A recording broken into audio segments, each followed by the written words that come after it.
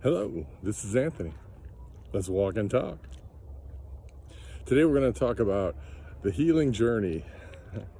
You know, a lot of times you have these, you hear people talking. I've talked many times about healing, about the healing journey, about healing from childhood, and which are very big and important things. We've talked about big T and little T traumas. You see, the thing that is undiscussed about the healing journey is that the healing journey, once you start it, it never ends. You see, yes, there are traumas that you carry with you from childhood that have shaped you into the being that you are currently, whether that's teenager, young adult, whatnot. And those traumas have shaped you to interact with other beings throughout your journey in different ways. And some ways you might feel is beneficial, and some ways you might feel has been harmful.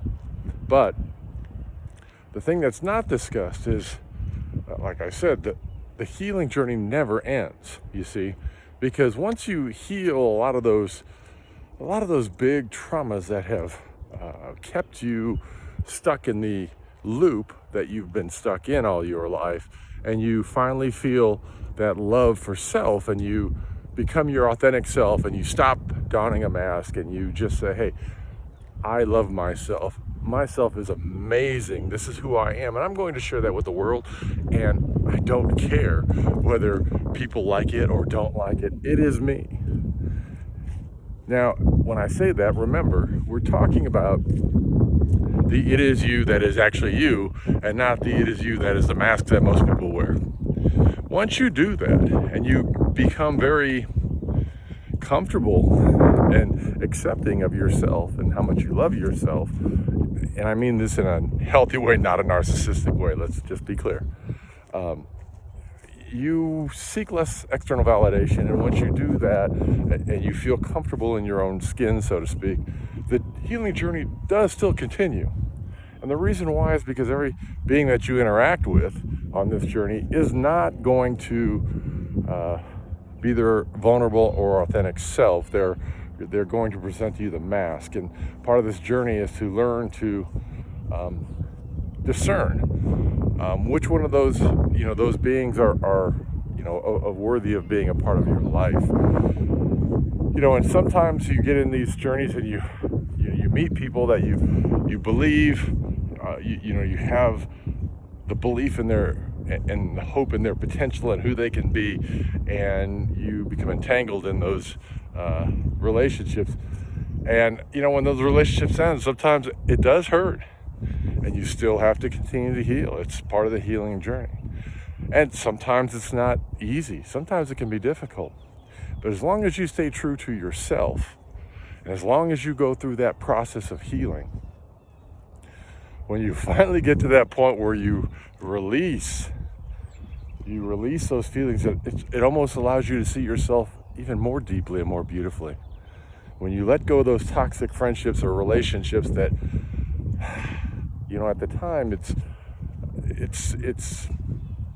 difficult to see their purpose.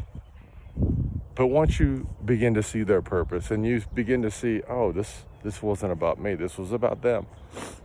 Oh, this person was brought in to my life to teach me these things, and I was here to teach them those things.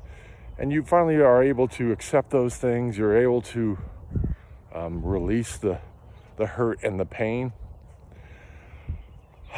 The world it feels lighter. It feels more vibrant.